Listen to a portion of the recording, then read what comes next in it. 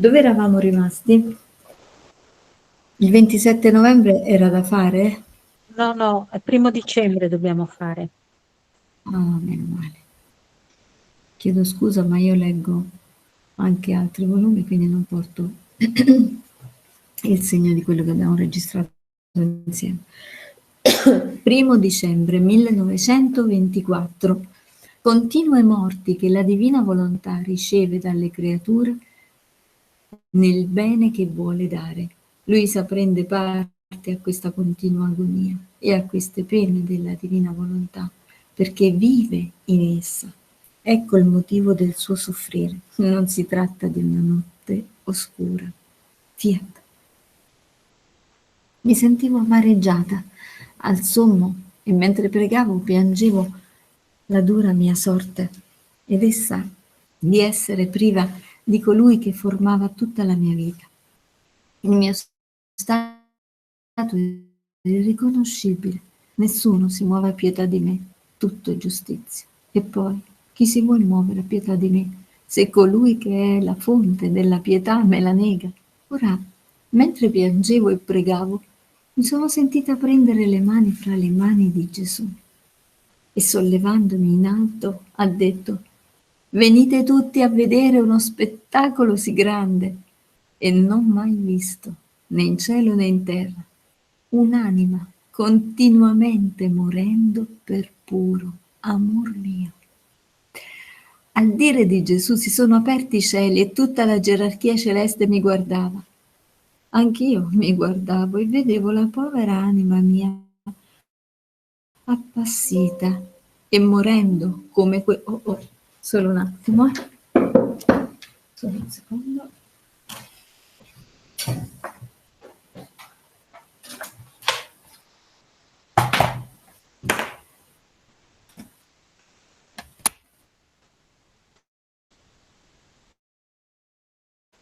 Ok, ecco. Allora, anch'io mi guardavo e vedendo la povera anima mia appassita e morendo, come quel fiore che sta per declinare sul suo stelo, ma mentre moriva una virtù segreta mi dava vita. Ah, forse è la giustizia punitrice di Dio che giustamente mi punisce. Mio Dio, mio Gesù, abbi pietà di me, pietà di una povera morente. È la sorte più dura che mi tocca fra tutti i poveri mortali, morire senza poter morire. Questo è il patimento proprio di Luisa, no? Che sta veramente nella pena della sofferenza dell'amore, no? Che è in Calvario soffrire per amore. Gesù l'ha detto anche nel Getsemani, però non muore. Lei pensa sempre che è arrivato anche in alcuni momenti, noi estremi abbiamo letto anche della partecipazione alla croce, ma soprattutto quando non vede Gesù che soffre di più e pensa e spera anzi di morire per raggiungere la patria celeste, ma non muore. Ecco, quindi morire senza poter morire e morire di puro amore, consumarsi. Onde il mio dolce Gesù per quasi tutta la notte mi ha tenuto fra le sue braccia per darmi la forza e assistermi nella mia agonia. Io credevo, ecco appunto, che finalmente avesse di me compassione e mi portasse con sé, ma invano. Dopo che mi ha rincuorato alquanto, mi ha lasciato col dirmi: figlia mia, la mia volontà sta ricevendo continue morti da parte delle creature. Essa è vita e come vita vuol dare la vita della luce, ma la creatura respinge questa luce e difatti, non ricevendola, muore questa luce per la creatura e la mia volontà sente la pena della morte che la creatura ha dato a questa luce. La mia volontà vuol far conoscere i pregi e le virtù che contiene, ma la creatura respinge questa conoscenza e la mia volontà muore per la creatura questa conoscenza e ai pregi e alle virtù che contiene il mio volere. E la mia volontà sente la pena della morte che la creatura ha dato alle virtù e pregi del mio volere. E così, se vuol dare l'amore e non è ricevuto, sente la morte data all'amore. Se vuol dare la santità, la grazia, sente darsi dalla creatura alla morte, alla santità e alla grazia che vuol dare, sicché continua la morte che sente al bene che vuol dare. E poi non senti tu in te la morte continua che soffre la mia volontà, vivendo tu in essa, sei costretta come cosa connaturale a prendere parte a queste morti che soffre la mia volontà e a vivere in uno stato di continua agonia. Ed io, nel sentire ciò, ho detto: Gesù, amor mio, non mi sembra che sia così. È la tua privazione che mi uccide, che mi toglie la vita senza farmi morire.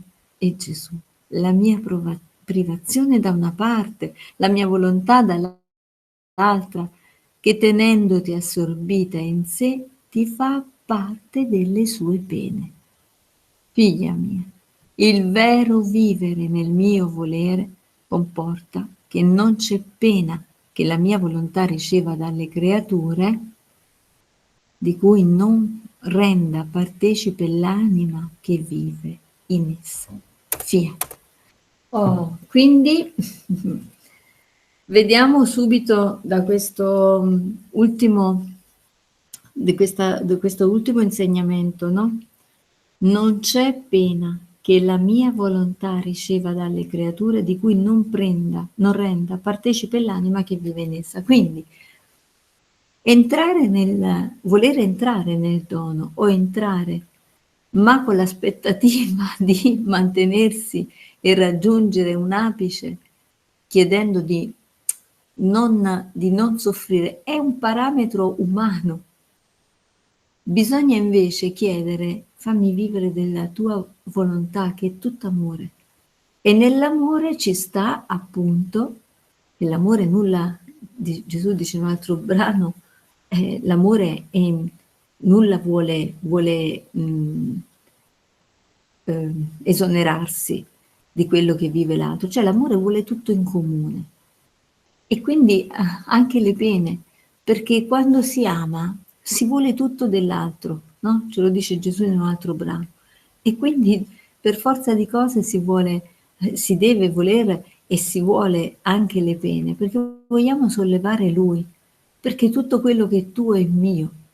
E allora non dobbiamo più stare a pensare al nostro patire, al nostro fare, al nostro e ad aggiustare e a dire Lui che cosa fare, ma dobbiamo solo avere una preghiera semplice.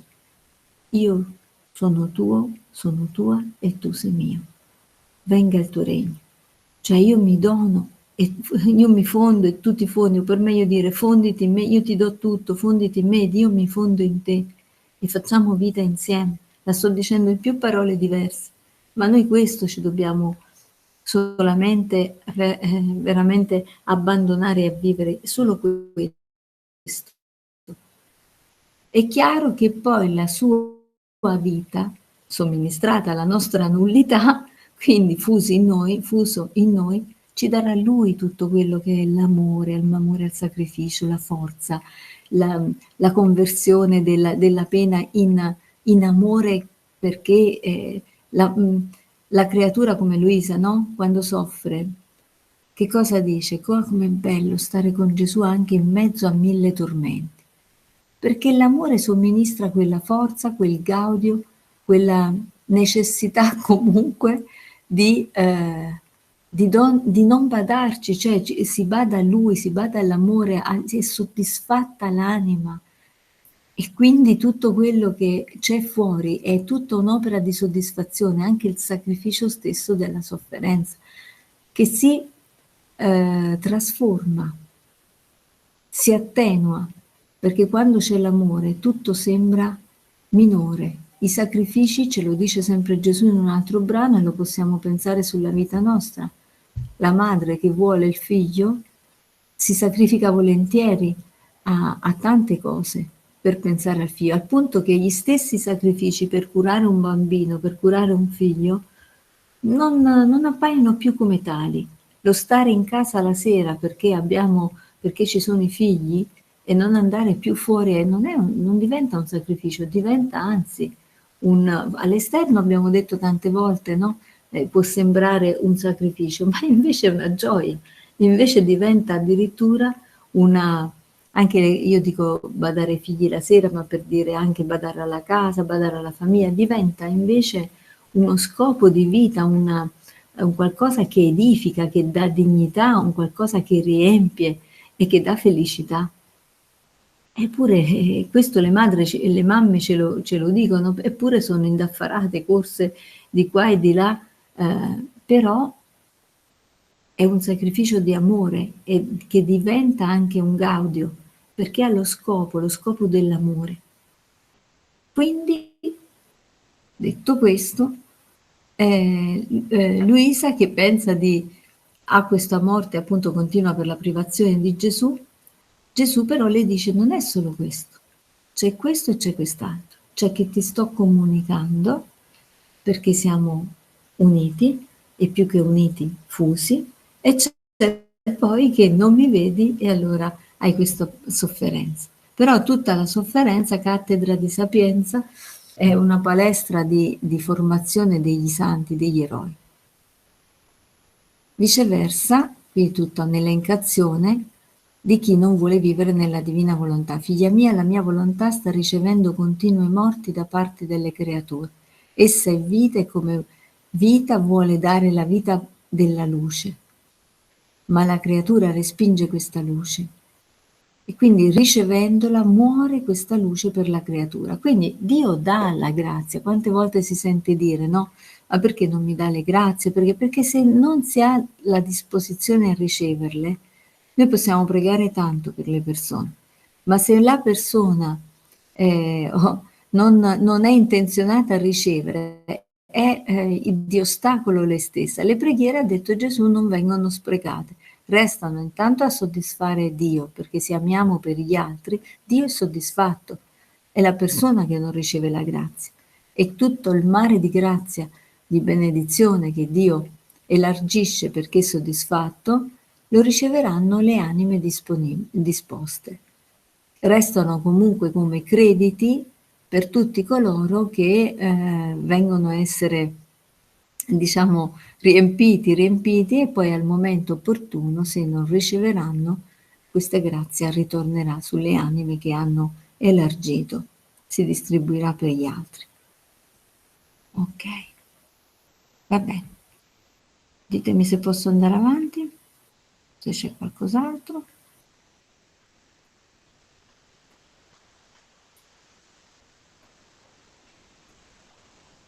Ok, io non sento niente perché c'è lo schermo davanti, va bene, vuol dire che se c'è silenzio vado avanti.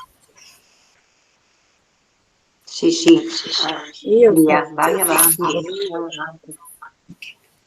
8 dicembre 1924.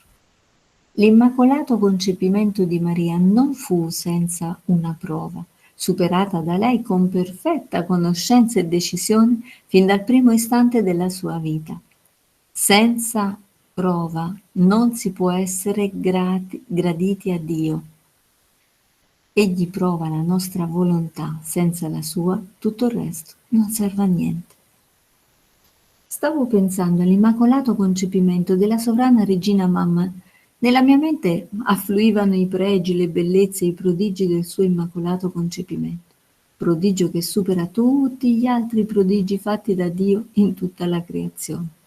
Ora, mentre ciò pensavo, dicevo tra me, grande il prodigio dell'immacolato concepimento, ma la mia mamma celeste non ebbe nessuna prova nel suo concepimento. Tutto le fu propizio, tanto da parte di Dio quanto da parte della sua natura, vediamo, sottolineiamo, creata da Dio così felice, così santa, così privilegiata. Si inganna Luisa, pensando che la mamma non ebbe prova. Dunque, quale fu il suo eroismo e la sua prova? Se non fu escluso l'angelo nel cielo, Adamo nell'Eden, solo la regina di tutti doveva essere esclusa dalla aureola più bella che la prova doveva mettere sul suo capo a gusto di regina e di madre del figlio di Dio. Mentre ciò pensavo, il mio amabile Gesù, muovendosi nel mio interno, mi ha detto: figlia mia, nessuno può essere a me accettabile senza la prova. Se non ci fosse stata la prova, avrei avuto una madre schiava, non libera. E la schiavitù non entra nei nostri rapporti né nelle nostre opere, né può prendere parte al nostro libero amore. La mia mamma ebbe la sua prima prova fin dal primo istante del suo concepimento. Non appena il suo primo atto di ragione conobbe la sua volontà umana da una parte e la volontà divina dall'altra, e fu lasciata libera a quale delle due volontà doveva aderire, e lei, senza perdere un istante e conoscendo tutta l'entità del sacrificio che faceva, ci donò la sua volontà, e senza volerla conoscere noi le facemmo dono della nostra. Ed in questo scambio di donazione di volontà da ambo le parti, quindi donazione da ambo le parti, affluirono tutti i pregi, le bellezze, i prodigi, i mari immensi di grazia nell'immacolato concepimento della più privilegiata di tutte le creature. È sempre la volontà. Allora, intanto fermiamoci un secondo, perché è veramente sublime. Cioè qui, in questo inizio proprio di brano, c'è un concetto che abbiamo ribadito più volte, ma lo dobbiamo ben fissare nel nostro cuore. Noi siamo liberi. E appunto la libertà ci chiama ad essere come Dio, quindi potenti, forti nella scelta, risoluti.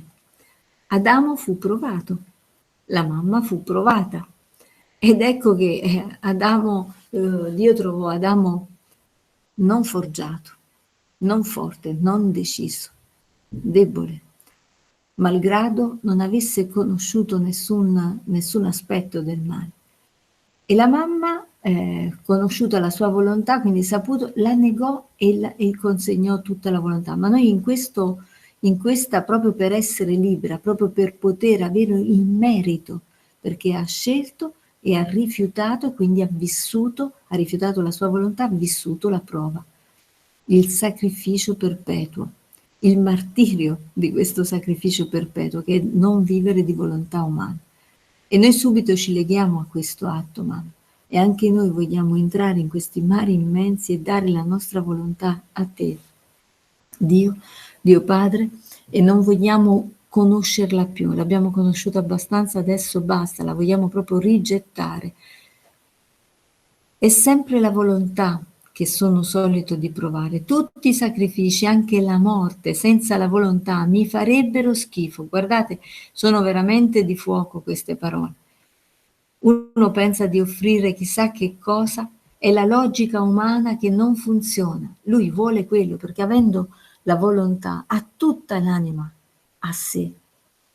Tutti i sacrifici, anche la morte senza la volontà, mi farebbero schifo e non attirerebbero neppure uno dei miei sguardi. Ma vuoi sapere tu quale fu il più grande prodigio operato da noi in questa creatura sì santa, e il più grande eroismo che nessuno potrà mai eguagliare di sì bella creatura? La sua vita la incominciò con la nostra volontà, la seguì e la compì. Sicché si può dire che compì da dove incominciò e cominciò da dove compì. E il nostro più grande prodigio fu che in ogni suo pensiero, parola, respiro, palpito, moto e passo, il nostro volere sboccava su di lei, e lei ci offriva l'eroismo di un pensiero, di una parola, di un respiro, di un palpito divino ed eterno operante in essa. Questo la elevava tanto che ciò che noi eravamo per natura, lei lo era per grazia. Tutte le altre sue prerogative, i suoi privilegi, il suo stesso immacolato concepimento sarebbero stati un nulla a confronto di questo grande prodigio. Anzi, Fu questo che la confermò e la rese stabile e forte in tutta la sua vita. Attenzione, qui un altro bilanciamento. Il più grande sacrificio la confermò a essere forte. Cioè qui dobbiamo vedere proprio una bilancia e la bilancia è questa, perché questa frase, questo insegnamento ci fa ben comprendere come siamo veramente, ci fa ben comprendere come possiamo essere decisi e non fare i conti, perché noi diciamo ma se ti do questo io poi non c'ho, no? Non ce la faccio, ragioniamo, facciamo i calcoli, se poi faccio, se poi dico, ma se poi il Signore mi chiama a fare quest'altro, facciamo i calcoli, siamo nulla, ci diciamo nulla, però poi vogliamo ragionare al posto di Dio. Invece la bilancia è questa: se io ti do tutto, Lui mi dà tutto. Mi dà anche la forza, mi dà anche la grazia, come si diceva poco fa, di sopportare, ma anche addirittura di amare, addirittura di trasformare quella croce perché dice Gesù, cattedra di sapienza formerai gli eroi, i santi, eccetera. Quindi perché? Perché è proprio la grazia che scende e che forma proprio quella ricchezza. Quindi c'è un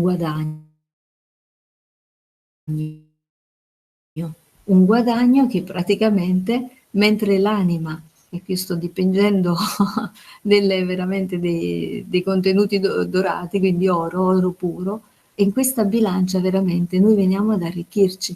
Per cui nel piatto della nostra nullità noi diamo il nostro nulla che si trasforma subito e diventa invece ricchissimo. Noi gli diamo la povertà e lui ci dà la ricchezza. Quindi non dobbiamo stare a fare ragionamenti. Fu questo che la confermò e la rese stabile. Uno diceva, come ha fatto la mamma a rese? Ma lei non ha fatto, lei ha dato la volontà.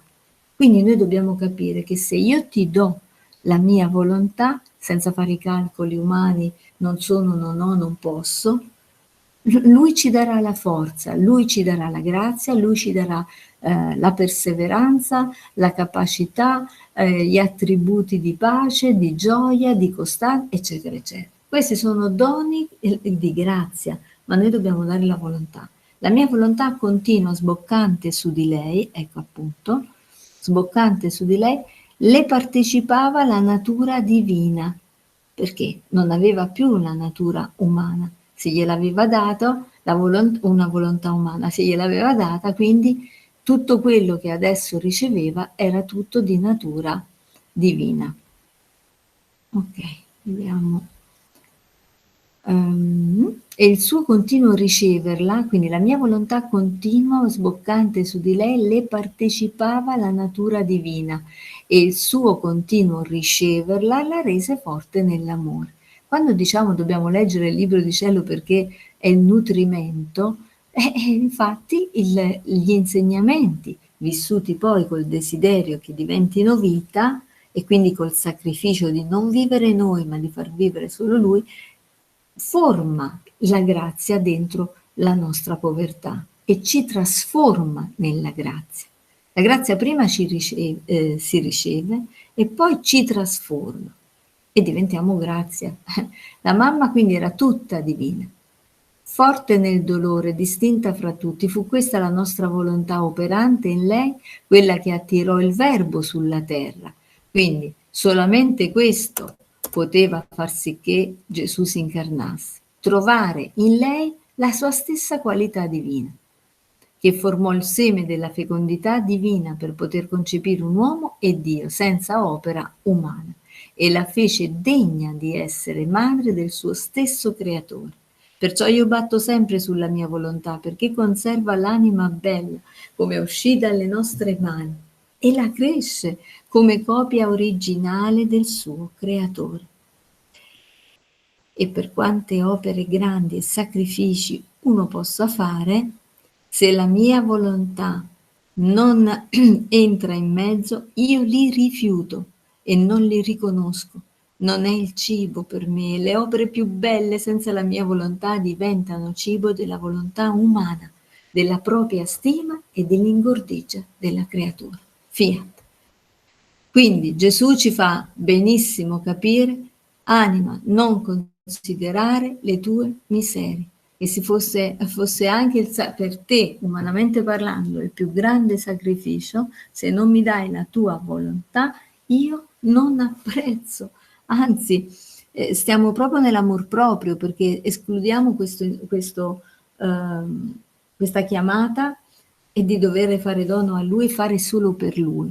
Diventa amor proprio, soddisfazione, valutazione della propria, quindi con la propria ragione che vale quello che stiamo facendo. Gloria e lode a Dio. Io penso che non c'è...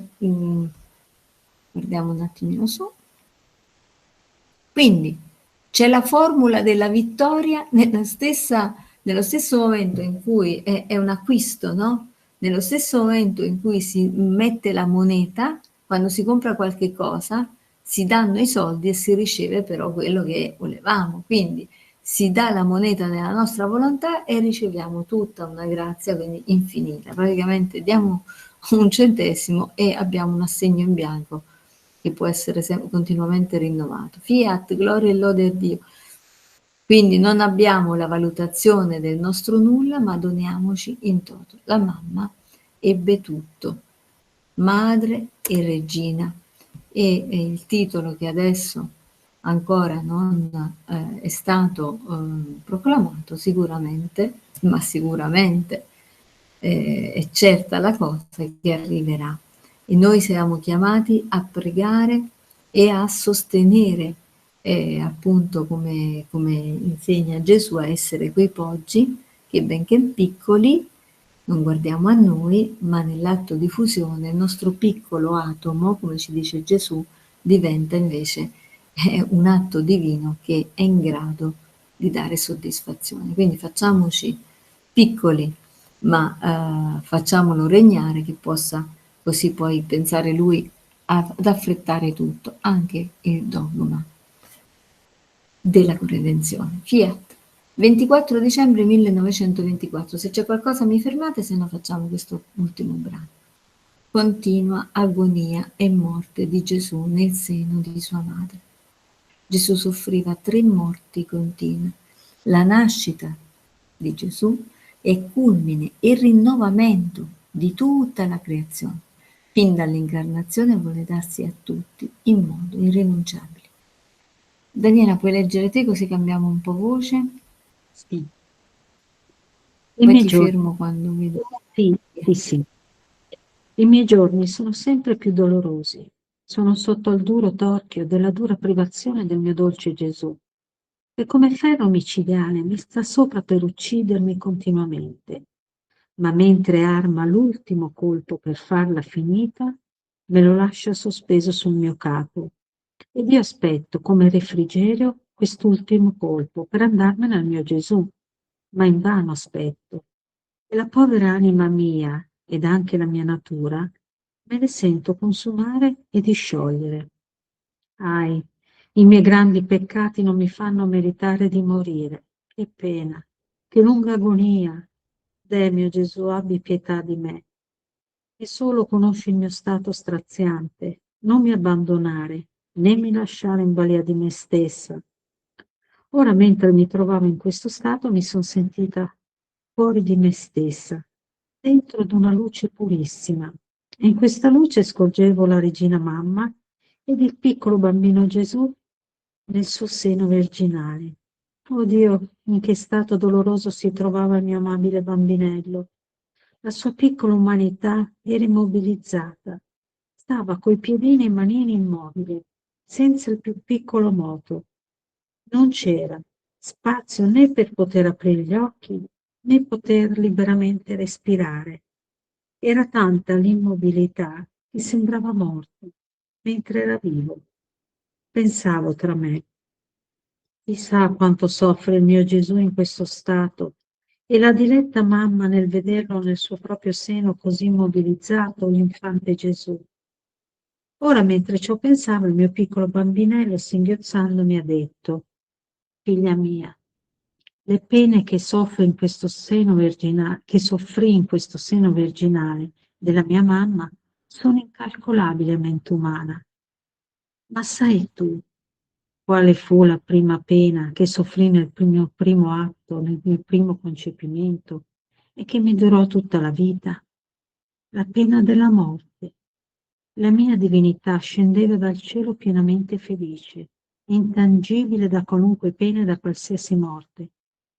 Quando vidi la mia piccola umanità per amore delle creature, soggetta alla morte e alle pene, sentii così al vivo la pena della morte che per pura pena sarei morto davvero, se la potenza della mia divinità non mi avesse sorretto con un prodigio, facendomi sentire la pena della morte e la continuazione della vita. Sicché per me fu sempre morte. Sentivo la morte del peccato, la morte del bene nelle creature e anche la loro morte naturale. Che duro strazio fu per me tutta la mia vita. Io, che contenevo la vita e ne ero il padrone assoluto della stessa vita, dovevo soggettarmi alla pena della morte. Non vedi tu la mia piccola umanità immobile e morente nel seno della mia cara madre? E non la senti tu in te stessa quanto è dura e straziante la pena di sentirsi morire e non morire? Figlia mia, è il tuo vivere nella mia volontà che ti fa parte della mia continua morte e della mia umanità. Onde me la sono passata quasi tutta la mattina vicino al mio Gesù nel seno della mia mamma e lo vedevo che mentre stava in atto di morire riprendeva vita per abbandonarsi di nuovo a morire. Che pena vedere in quello stato l'infante Gesù. Dopo di ciò, nella notte, stavo pensando all'atto quando il dolce bambinello uscì dal seno materno per nascere in mezzo a noi. La mia povera mente si perdeva in un mistero, sì profondo e tutto amore. E il mio dolce Gesù, muovendosi nel mio interno, ha uscito le sue piccole manine per abbracciarmi e mi ha detto: figlia mia, l'atto del mio nascere fu l'atto più solenne di tutta la creazione. Cielo e terra sentivano sprofondarsi nella più profonda adorazione alla vista della mia piccola umanità, che teneva come murata la mia divinità. Sicché nell'atto del mio nascere ci fu un atto di silenzio e di profonda adorazione e preghiera. Pregò la mia mamma e restò rapita per la forza del prodigio che da lei usciva. Pregò San Giuseppe, pregarono gli angeli e la creazione tutta. Sentivano la forza dell'amore, la mia potenza creatrice rinnovata su di loro. E si sentivano onorati e ricevevano il vero amore, che colui che li aveva creati doveva servirsi di loro, perciò che occorreva alla sua umanità. Si sentì onorato il sole nel dover dare la sua luce e calore al suo creatore. Riconosceva colui che lo aveva creato, il suo vero padrone, e gli faceva festa e onore ricordargli la sua luce. Si sentì onorata la terra quando mi sentì giacente in una mangiatoia. Si sentì toccata dalle mie tenere membra e tripudiò di gioia con segni prodigiosi. Tutta la creazione vedevano il loro vero re e padrone in mezzo a loro, e sentendosi onorati, ognuno voleva prestarmi il suo ufficio. L'acqua voleva dissetarmi, gli uccelli con loro trilli e gorgheggi volevano ricrearmi, il vento voleva carezzarmi, l'aria voleva baciarmi, tutti volevano darmi il loro innocente tributo. Solo l'uomo, ingrato, ad onta che tutti sentirono in loro una cosa insolita, una gioia, una forza potente, furono vestiti e soffocando tutto non si mossero, e ad onta che li chiamavo con le lacrime, coi gemiti e singhiozzi, si mossero, accettati alcuni pochi pastori. Eppure era per l'uomo che venivo sulla terra, venivo per darmi a lui, per salvarlo, per riportarmelo nella mia patria celeste. Quindi ero tutt'occhio per vedere se mi venivano innanzi per ricevere il gran dono della mia vita divina e umana. sicché l'incarnazione non fu altro che un darmi in balia della creatura. Nell'incarnazione mi diede in balia della mia cara mamma, nel nascere si aggiunse San Giuseppe, cui feci dono della mia vita. E siccome le mie opere sono eterne e non soggette a finire, questa divinità, questo verbo che scese dal cielo, non si ritirò più dalla terra per avere occasione di darmi continuamente a tutte le creature. Finché vissi, mi diedi svelatamente e poi, poche ore prima di morire, feci il gran prodigio di lasciarmi sacramentato, perché chiunque mi volesse potesse ricevere il gran dono della mia vita.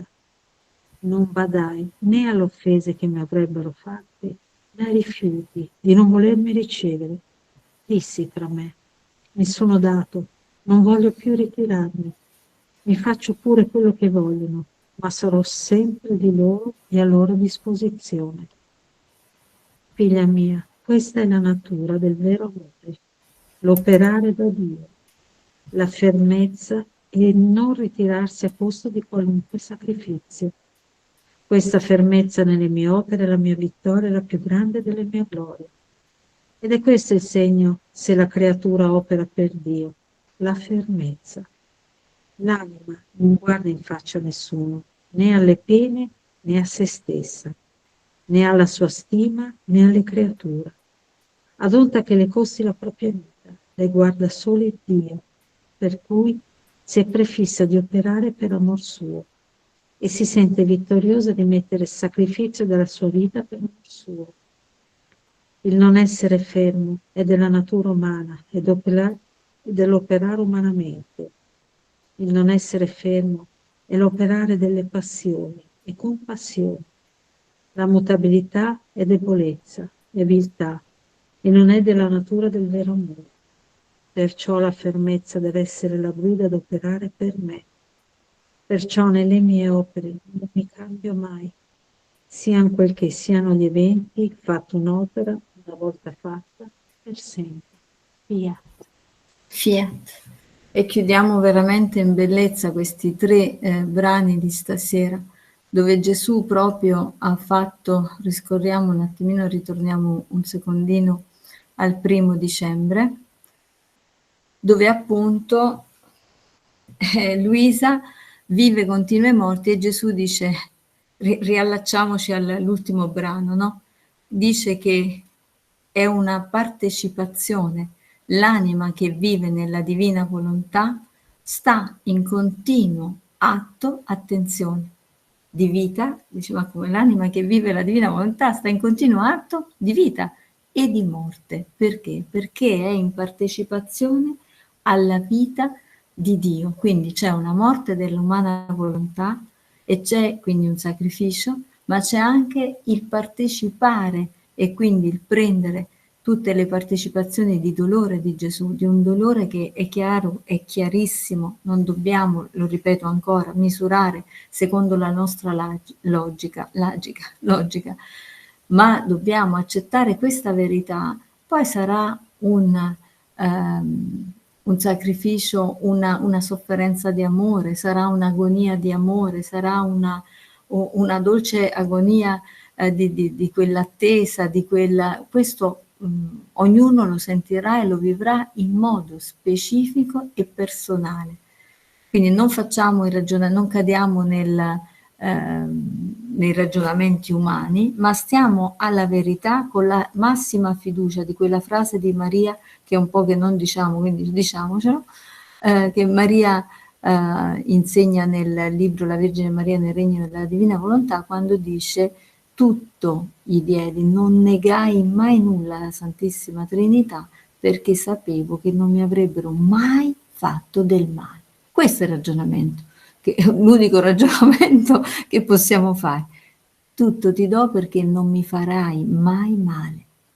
Quindi questo inizio di brano, dove appunto dice le pene, la sofferenza, l'anima che vive nella mia volontà, vive in partecipazione di me, quindi del mio amore penante perché vuole la creatura nella divina volontà. Quindi mentre si acquista la vita, si vive questa partecipazione, ma c'è anche una morte continua che è la privazione della propria volontà, quindi una mortificazione, un sacrificio che però ci dona un acquisto. Anche la mamma ebbe questa prova, appunto l'8 dicembre ci dice che anche la mamma, che immediatamente, quindi Luisa erroneamente crede che la mamma Regina non avesse avuto questo sacrificio, invece Gesù dice no, no, no, lei è colei che ha fatto il sacrificio più grande di tutti, perché neanche un respiro, e dal primo istante, tutto però guadagnò e quindi ebbe mari di grazia, eccetera, mari di gloria. E alla fine, appunto, in questo brano Gesù fa conoscere quello che è stato la sua, quindi ci ha detto della mamma, adesso ci dice della sua, per ritornare all'argomento del primo brano che dice: l'anima che vive nella mia volontà deve darmi il sacrificio della sua, altrimenti non c'è. Non ci può essere, faccio quello che voglio, tanto mi ama e io voglio fare la sua volontà. No, ci deve essere una privazione per poi entrare nei mari del guadagno e quindi non rendersi neanche più conto che, perché a un certo punto Gesù dice la creatura avrà i miei stessi desideri e tutto sarà spontaneo, ma dobbiamo entrare, superare la prova e maturare. Dopodiché questo, con la medesima volontà non si sentirà il sacrificio della propria volontà, ma si sentirà solo tutte le pene di amore di Gesù, perché si amerà col suo amore stesso e quindi si attenderà si avrà quell'agonia di amore appunto per realizzare il sogno del Fiat. Quindi andiamo a vedere, Gesù ci fa conoscere che appunto anche lui, e lui ha avuto appunto sin dal primo istante, noi ci riferiamo sempre alla sofferenza di Gesù pensando alla passione, che sono state le ultime 24 ore, quindi uno scenario finale dove lui ha compiuto di tutto di più, ma quello che è stato la sua vita è stata sempre e continuamente un sacrificio perpetuo, quindi una morte continua, lui che era re, che ha dovuto mortificare la lettura, l'umiltà che si legge, entriamo veramente in una contemplazione di questo brano, che io voglio invitare a riguardare queste poche righe veramente da soli e a compenetrare queste parole, queste verità, perché lui che è un Dio, chiudiamo gli occhi e pensiamo lui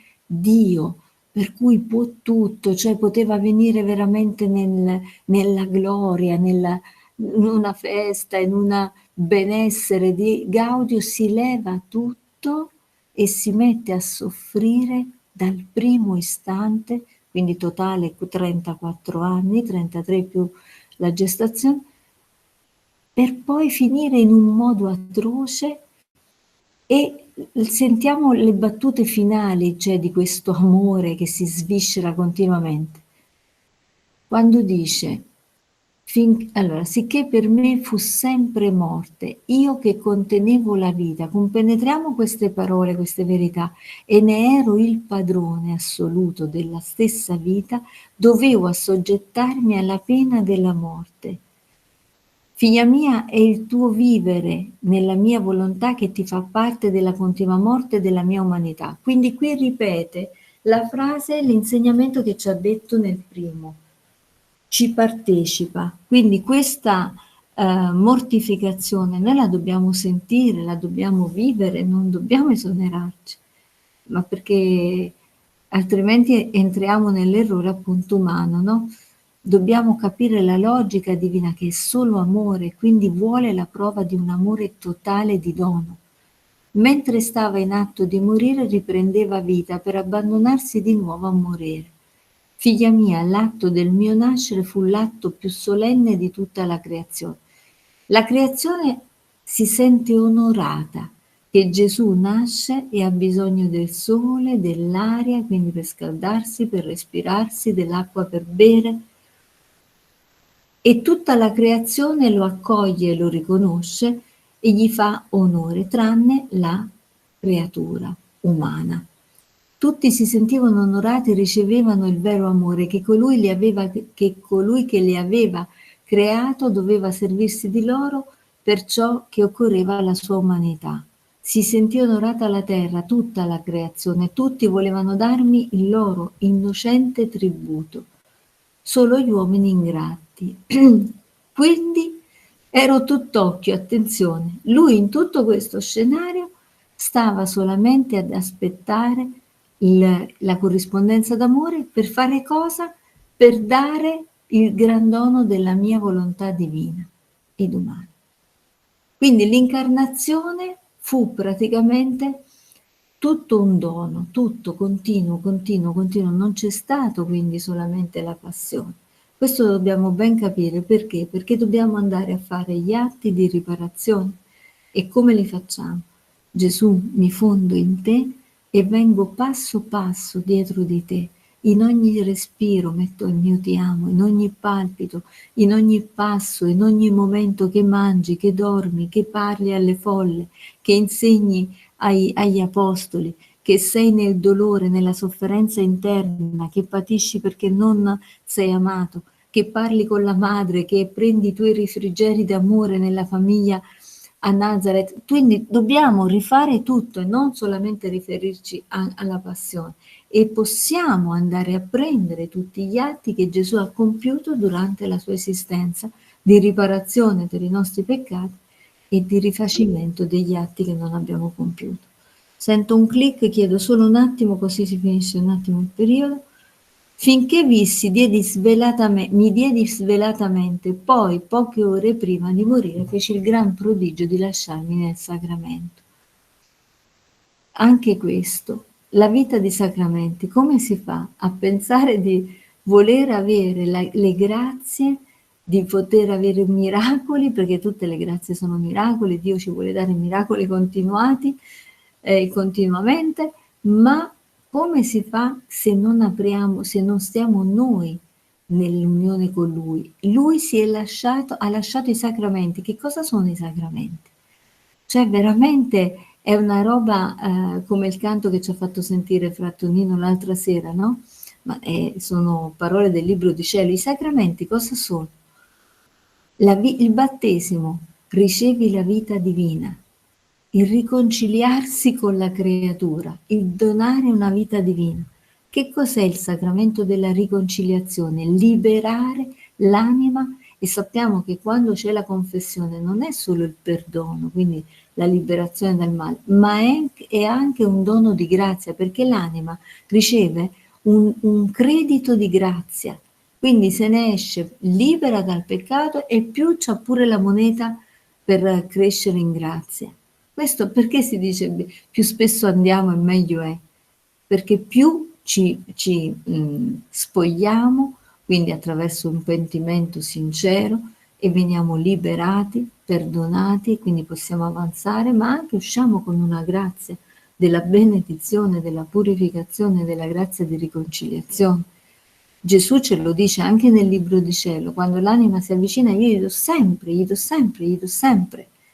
Quindi i sacramenti sono, pensiamo alla Eucaristia, lui vuole essere ricevuto non per fare una visitina, ma per portare la sua vita in noi. Quindi ci ha dato tutto veramente e ci continua a dare tutto. E la frase micidiale di amore proprio infinito: non badai né alle offese che mi avrebbero fatto, né ai rifiuti di non volermi ricevere. Dissi tra me, mi sono dato, non voglio più ritirarmi. Cioè, è incredibile, mi facessero pure quello che vogliono, e lo abbiamo fatto purtroppo, ma sarò sempre di loro e a loro disposizione. A noi se ci guardano storto, proviamo a dire io sarò sempre tuo fratello, sempre tua sorella, a tua disposizione, a fare tutto quello che vuoi, malgrado quello che è. Cioè, è una cosa, è un paragone che non ci sta. Per questo noi dobbiamo stare continuamente a fonderci e ad abbracciare qualsiasi tipo di prova ci stia dando. Badiamoci veramente a dare subito il fiat e a metterci veramente nel sacrificio, non per cercare il compiacimento nostro, perché se no non vale, ma sentiamoci nel sacrificio, nel dono, e guardiamo anche di amare, perché noi facciamo i furbetti, siamo ad amare Gesù, ma il prossimo aspetto. Non ama, non ama è in italiano chiarissimo, non si ama il peccato anche del più caro fratello, ma il fratello va amato. E se non siamo in questa logica, rifacciamo atti di fusione e lettura, perché veramente dobbiamo entrare in questo, quindi possiamo prendere solo da Gesù questa grazia. Gesù, vieni e facci essere tutto amore, tutto amore anche sulla croce, anzi facci amare la croce come con la tua volontà, con il tuo stesso amore, con il tuo stesso intento. Si sente, allora, lei guarda solo il Dio, quindi anche noi dobbiamo guardare solo Dio e avere solo l'obiettivo di felicitarti, Dio, e di darti gloria, di affrettare questo regno per darti gloria, per salvare le anime e quindi vivere il tuo sogno. Va bene. Nelle mie opere non mi cambio mai, siamo quello che siamo, gli eventi fatta una volta e fatta per sempre. Gesù, vogliamo concludere allora questo momento, questa lettura, questa serata d'amore che ci hai dato, proprio amandoti, adorandoti, ringraziandoti con la tua volontà, e vogliamo unire il nostro sacrificio al sacrificio che ha fatto Luisa, che ha fatto la mamma e che hai compiuto tu, e prendiamo il tuo stesso sacrificio di veramente lasciarti morire ad ogni istante per poter rifare tutta l'opera, per fare tutta l'opera della redenzione, rifare tutta l'opera d'amore per noi, lasciandoci veramente tutto in sospeso, l'opera della santificazione. E allora veniamo a riprendere tutto il tuo sacrificio, del tuo amore, e amiamo con il tuo stesso amore, ti adoriamo, ti ringraziamo e ti benediciamo. E vogliamo darti anche noi il dono della nostra volontà e chiedere a te, a Maria Santissima, Madre Regina della Divina Volontà, a Mamma Luisa, ai nostri angeli custodi, alle schiere angeliche, ai santi tutti, teneteci nella Divina Volontà. Venga il tuo regno, Gesù, venga il tuo regno, Dio Padre, Dio Figlio, Dio Spirito Santo, e come in cielo così in terra, per la tua maggiore gloria e il nostro unico bene. Questa è la nostra preghiera. Sia gloria al Padre, al Figlio e allo Spirito Santo, come era nel principio, ora e per sempre, per i secoli dei secoli. Amen.